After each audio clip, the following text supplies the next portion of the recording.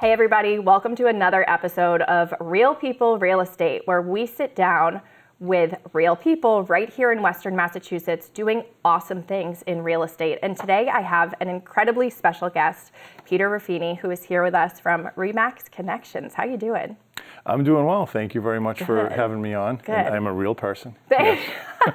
Real live person. I checked your before hand. I came on. Yeah, awesome. And you know, quick story to start off. I was so impressed when I had the honor of going to your, I think it was year-end party that we were a sponsor involved with. Yeah, I think that was the first time we met, actually. Yeah. And you know, and my team had worked with your team a lot, but that was really the first time that I got to just really see the culture that you've built at RE/MAX Connections. And you know, it was palpable. Your team, just the loyalty, the experience, the fun that they had, it was a really, really nice time to be a part of. So appreciate that.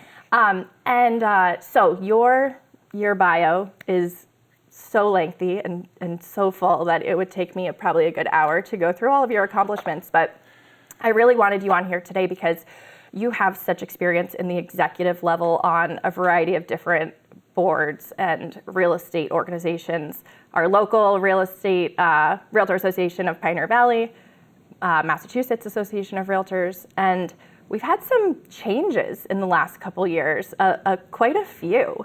So the NAR settlement about a year ago, and then home inspection changes, which just happened a week ago. I want to unpack those a little bit with you. Can you just start off by giving us, on the NAR settlement, just the lay of the land? What was that? What happened?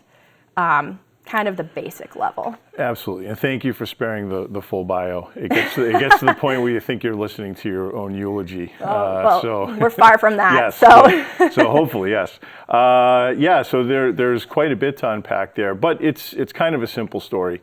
So there was a series of lawsuits that were essentially merged into one major lawsuit, class action.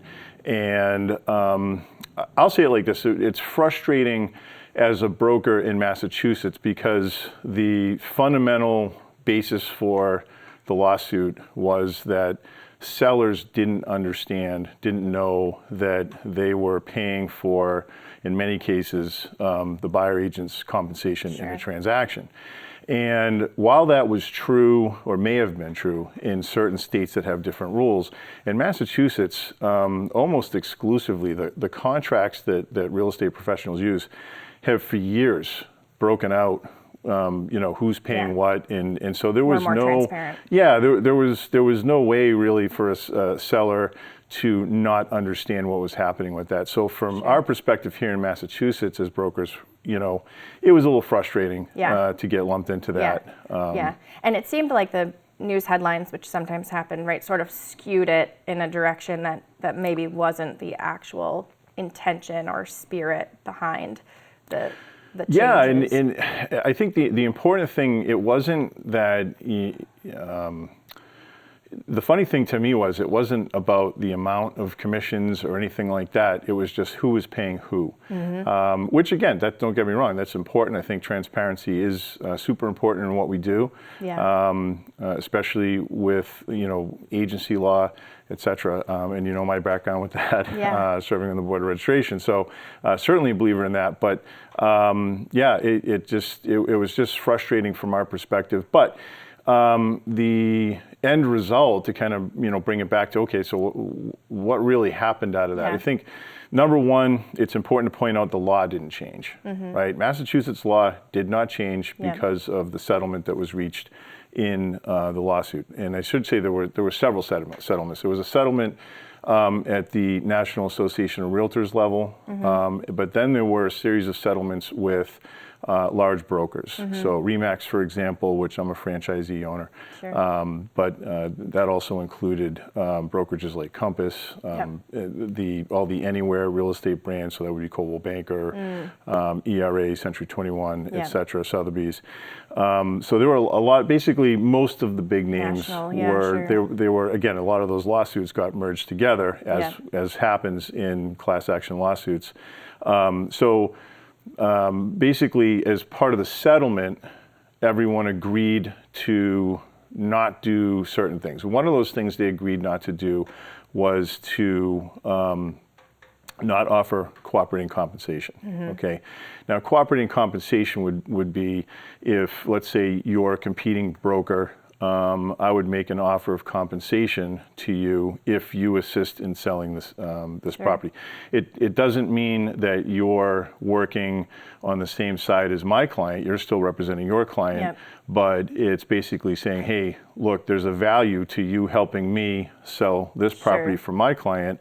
We're willing to compensate you, you know, X number of dollars to do that. And that's still legal. You can still do that. However, those of us that are part of those settlements have agreed to not do that. Okay. So I'll also add, and this has flown a little bit more under the radar, but there was finally a settlement with MLS PIN, which is not the only MLS in Massachusetts, but it is the largest. It's statewide. Most active practitioners utilize MLS PIN either exclusively or, you know, they're definitely a member. And they reached their own settlement where they're no longer offering cooperating compensation. So it's an interesting thing where it's not illegal, but effectively no one's really doing it. Yeah, that makes sense. It reminded me a lot of the loan officer comp changes actually that we went through about 10 years ago, and effectively just changed a lot of the disclosure requirements. And it's not necessarily the day-to-day practices that changed, but just how everything's kind of illustrated. And what does that look like now? So say you're a buyer, or I'm a buyer, and I want to go out and I want to buy a house and I want to work with a real estate agent. What actually looks different between, you know, a year ago and now, if anything? Well, let me start by saying the net effect of all this is I'm fine with where we are. I'm happy with where we are. Primarily, I wish we got there in a better way. I wish we did it on our own. But buyer agency contracts, while not mandated by law, are utilized. That was another part of the settlement at the realtor, on the realtor side anyways, where we agreed to only work with buyers contractually. Okay. And that's a good thing for consumers. Contracts define the relationship. And that's super important.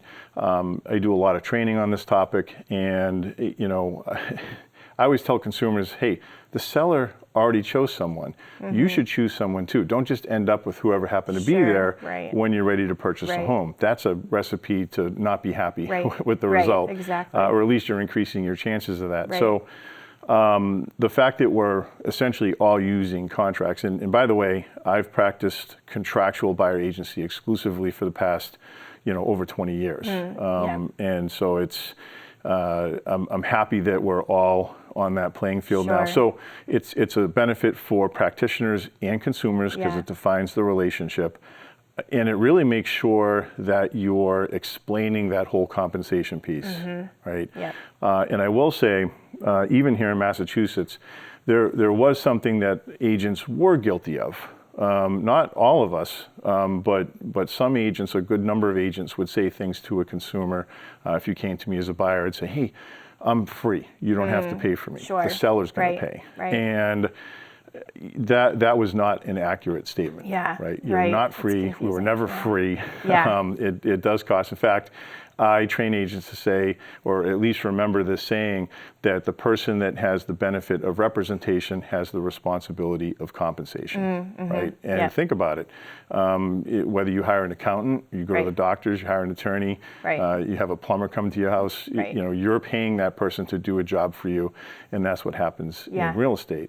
So really what's changed is there's a contract. Again, that's a good thing. And a little bit of the explanation of the compensation. Again, that's a good thing for consumers.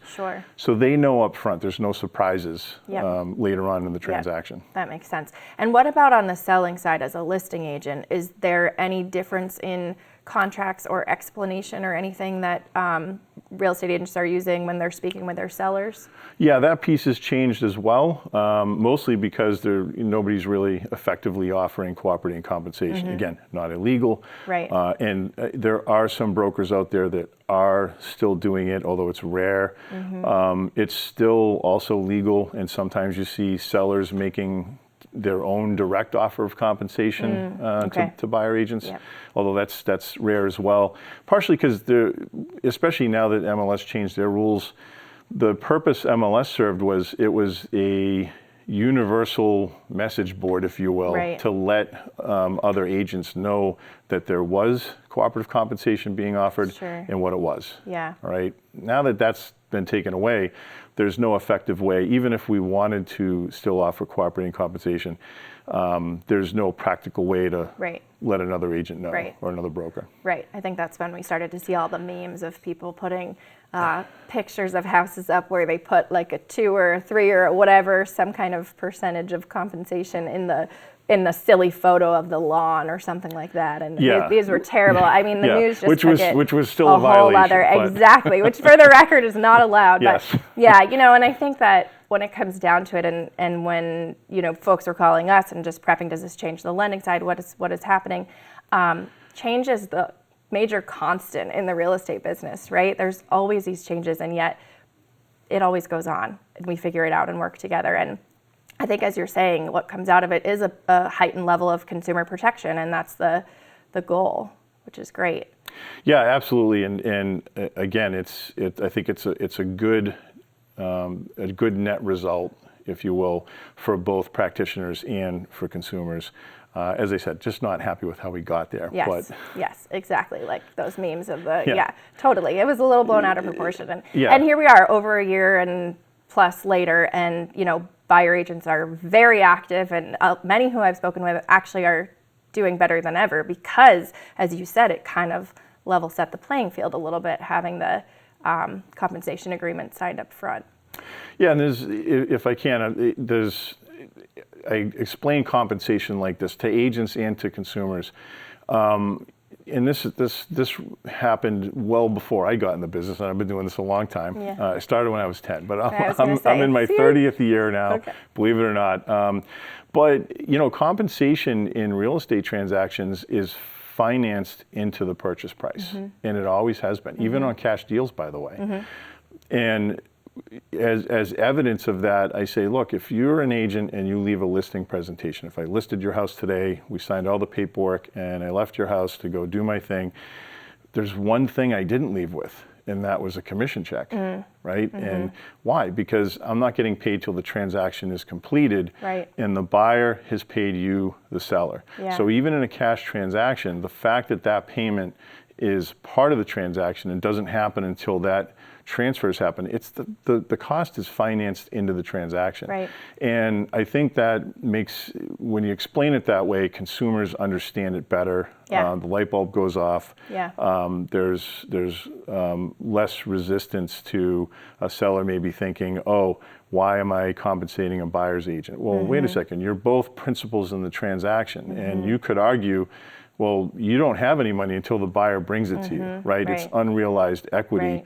in your home Yeah. until they bring the money to the table. And the reality is, principals in any contract have the right to determine what the agreed upon aspects of the contract are Sure. going to be, and the compensation is one of them. So Right.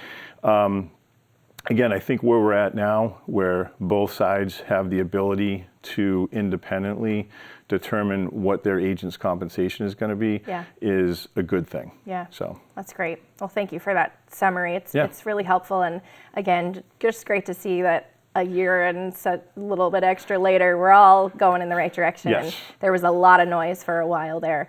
Important, but nonetheless, could have been handled, I think, a little differently. So now we have another change that just happened, a week ago, October 15th, not Yep. even. So fill us in on the changes to home inspections. Yeah, there's unfortunately a lot of confusion and misinformation about this, and but the good news is it's really simple. All right, but again, this is another story of I'm fine where we're at with this. I'm just not happy with how we got here. Okay, and speaking transparently and honestly about my own profession, we have no one to blame but ourselves, right? There was so many agents out there who, especially when the market, let's face it, you go back 5 years ago, that's really pre-COVID, right before COVID hit us, was really when the market really started to spike. And then Yeah. COVID interestingly, Right. just amplified it, right? So we had those One of crazy those years. strange industries that yeah, boomed in during 21, COVID. 22 was it was just crazy. But what happened was the market became so competitive. And by the way, there's another, I know this wasn't on our topic, but I will mention it. One of the big issues I have in our profession, and I think I'm pretty qualified to say this, is we have a training issue. And largely because continuing education is not enough to do it. There's 12 hours of continuing education every 2-year renewal cycle. Yep. And, really if you're a real estate professional and this is what you do for a living, education should be an ongoing process, right, every day. Again, I'm an instructor. I run a real estate school. I'm a broker. You missed that in your bio. So. Well, all those things. And guess what? Yeah. I still make an effort every day to learn something new about the business, educate myself to try to be better. Yeah. And unfortunately, I had a lot of agents out there who were telling buyers, so if you came to me as a buyer, I'd say, hey, listen, in order to be competitive, you're going to have to waive inspection, right? Yeah. And I'd say other things like, I wouldn't, but right. There were agents out there that were saying that, and they'd say, "Oh, you got to do an escalation clause. Yeah. You'll have to insure against pay for their appraisal first kid's gap." college. Right. Yeah, all exactly. These crazy things. Here's my firstborn. Yeah. And the problem with that is, it's my job as an agent, no matter which side I'm on, buy side, sell side, to explain to the consumer, hey, here are your options, right? And that way you can make an informed decision. Yep. So and the funny thing is, it's not that I shouldn't tell you that because as a buyer, who's your competition? Right. Other buyers. Yeah. And if other buyers are out there waiving home inspection and doing some of those other things, it's my job to make sure you're aware of that, right? Because you might decide to do some of those things. Right. If you were working with me, you'd do it against my advice, Sure. but you would still know about it because it's not my job to tell you what to do, right? And that was the problem. We had too many agents out there saying that, and unfortunately, we ended up with a legislative fix. So much like with the compensation issue, I'm fine with where we're at. I just don't like how we got there. Yeah. So, sure. But yeah, so to explain the rule change, and there's a lot of confusion about this, but it's really quite simple. And that doesn't mean I wish they would have worded the legislation a little bit differently. Yeah. But essentially, here's the new law states that a buyer cannot waive their home inspection as a condition of the offer. And further stated, a seller can't accept an offer from a buyer conditioned upon them waiving the home inspection. Okay. But it also doesn't mean that a buyer has to do a home inspection. They can still not do one. Okay. And that, if people understand that one piece, they're 90% of the way there, right? So say that again, so it can be. Yeah, so there's... Because that was the big thing. People were suddenly saying, everybody has to have a home inspection. Yeah, they do not. This was done to level the playing field, right? So that people who really wanted to have a home inspection because they had some genuine concerns. I mean, think about it. You're buying the most expensive thing that most of us are ever going to buy, and you want to roll the dice that there's nothing majorly wrong with it. That's a big risk to take. So again, the law simply states you simply can't waive your home inspection as a condition of your offer. Okay. Now, the state did something interesting in that in the regulations, they do have a carve out for once your offer is accepted, you can then waive the home inspection. And I think that's going to trip a lot of people up. For the agents that might be watching this, be very careful with that. Things that are not appropriate. If you're a listing agent, for example, I can't call you up and say, hey, I'm going to send you over an offer. It's got the home inspection, but we're going to waive it as soon as your seller accepts it. You can't do that. That's a violation. And I really wish they hadn't put that piece in there because, again, the buyer, if their intention is to not do a home inspection, they don't have to. They can simply let the time frame pass. So the other piece of that is, and this is another important one, there can be no provisions in an offer that would essentially render the home inspection a moot point, Okay. right? So for example, I can't send you an offer that says, oh, we have a 1-hour inspection period. Okay, right.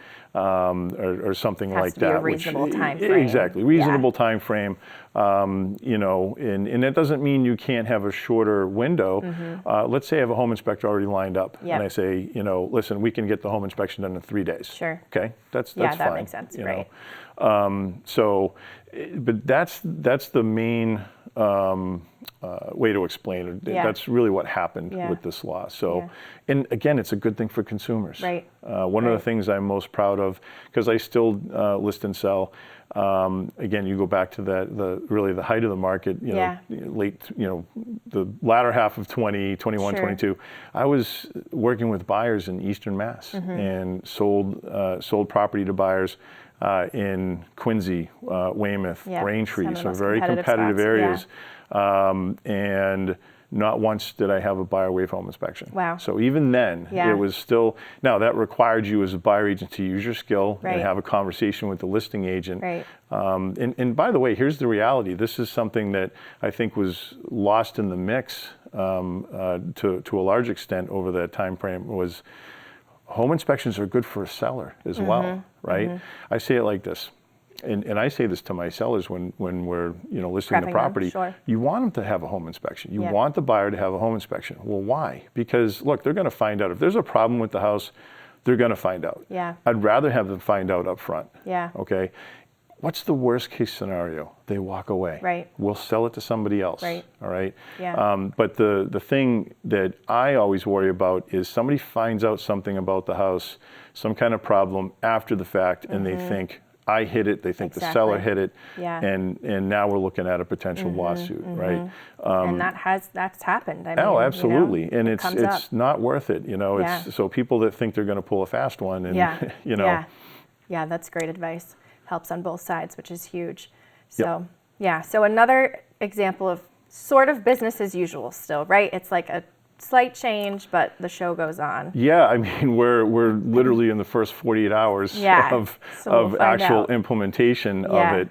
But yeah, it's a little concerning to me. I have heard from a couple of our agents that they've encountered agents that they haven't even heard of this, which I find fantastic. How did how did you not hear about this? Yeah, it was kind of tucked into the affordable housing bill, right, originally, and then got pulled out the original from there. legislation was snuck in, so to speak, at the end of last year's legislative session for sure. But since then, it's really if you even pay minimal attention to either the state or local realtor association, I don't know how you would have missed this. Yeah. So, And whose responsibility does it fall on? Because you mentioned two important parts. The buyer must present they can't waive their inspection when presenting the offer, but also the seller can't accept an offer, right, if the inspection's been waived up front in that offer. So does the responsibility fall both on the buyer's agent and the listing agent then in that case to make sure that everything's been done correctly? Yeah, what's interesting is the enforcement piece is focused on listing agents. Okay, so listing agents and sellers. Okay. So so for example, the disclosure form that the state came up with only requires a signature from the listing agent, not on the buy side. However, we've instructed our agents, because they walk both sides of the street, right, to make sure that it's done properly.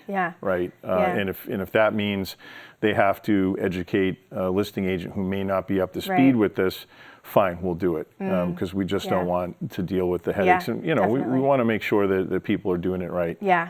So I think that's one of the most unique pieces about the real estate, or about being a realtor or a real estate agent, is that you're really in collaboration all the time with your competition, right? So even though, of course, one agent wants to list, maybe the same property as another, but the next day they're working hand in hand, coming to an agreement together. So through any of these changes, that collaboration is so important to help each other.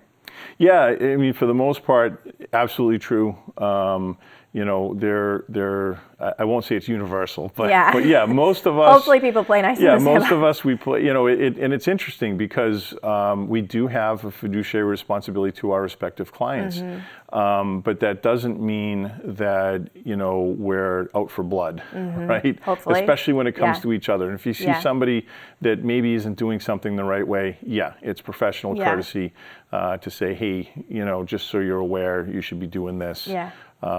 Absolutely. Yeah. And I think for the most part, we adhere to that. Yeah, especially in our nice Western Mass bubble usually. Yes.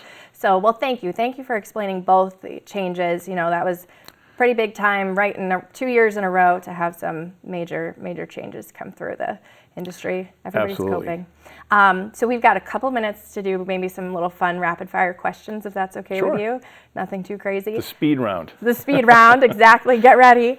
Do you know, this isn't part of the speed round, but I guess it is. Do you know how many buyers and sellers you've helped over the last 30 plus years? I mean, you must have been in thousands of houses. So what's interesting is I had about a 10-year period in the middle of my career where I was essentially out of sales because I was Mostly in various focusing on- management capacities. I've also been a broker owner multiple times in over that time frame where that wasn't my focus. Like right now, yes, I still list and sell, but it's not my focus. You have a lot of right? other responsibilities. And the goal is certainly not to be the top agent in my company. Yeah. But it does.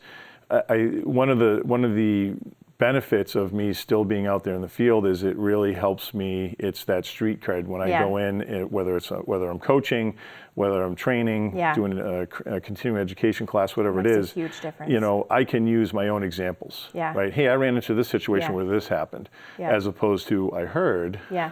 Right. Exactly. So I honestly don't know. I would have to think about that, but it probably would be pretty fun. I bet it would be it's got to be in the tens of thousands probably, right? Oh boy, you're giving me a little more credit there. How many a year? I don't know. Well, between the net, right, of everybody too that have worked. Yeah, under you on I your mean, team, so. if you look at it from the standpoint of touches, right? I'm sure it's a lot. But it's. I will say this, I love real estate. Obviously, I've been doing this 30 years, but I will say the saying is true. If you love what you do, you don't work a day in your life. Yeah. And it really feels like that. So That's awesome. Yeah. That's so great. Any final tips for, let's go new agent. Sure. Because you have a great training program and all that. Yeah, what's your number one piece of advice? Well, the magic word is training. I think again, I could do a whole other show on this topic, but sign you up for next year. Absolutely, we're happy to do it. But thank you. But look, there's training. There's coaching, there's mentoring. Unfortunately, those three terms are kind of crumpled up into one amorphous thing. Sure. And I think that's a mistake. Yeah. You as a new agent, if you're at a brokerage and someone says to you, hey, this is, Sally, she's going to be your mentor and she's going to train you, walk the other way or maybe run. And it's not that Sally's not a great agent, right? But mentoring is advice giving. There's no attachment to the outcome. It's not training. Right. And our approach to mentoring in our company is we're all your mentor, right? You can, you should go out. I adhere to the cafeteria style approach to building your repertoire. Yep. Go out and see how different people do it because, I'm very successful, but you might watch how I do a listing presentation or work with buyers and say, it works for him, but not really my style. Yeah. And that's okay. Yeah. So I think it's a mistake to say there's one way for someone to learn the business. Yeah. But really understanding what the role of those three things, again, training, coaching, mentoring, they're all important, but they are three distinctly different things. So I would say pay attention to those, learn as much as you can, and understand the rules of the business. Yeah, that's awesome. Well, thank you. And lastly, because we always want to keep it focused, Western Mass here, Sure. What's your favorite local place, your current local haunt you're hanging out at? Any businesses you want to shout out? It's probably hard to pick one. I'm a fair guy. I love the Big E. Oh, okay. I wasn't expecting the Big E. Yeah, awesome. No, it's funny because I'm a transplant, and it is interesting. So I've been out in Western Mass about 10 years now, but I've been coming to the Big E since I was a kid. Wow. My parents used to take us out to it, and so it's always had a certain place in my heart, so to speak. Nostalgia. And so my wife and I, Dawn, who has lived out here her whole life, we get season passes, and we're out there several times. Right. So it's neat. That's awesome. We love going, and I think it's a great event for the area. That's really great. Well, you can find Peter at the Big E then. Absolutely. Thank you very much, and thank you everybody for tuning in to this episode of Real People Real Estate. And we hope you were inspired by Peter's story. If you're interested in joining us as a guest, make sure that you get in touch with me, and we'll see you in a couple weeks.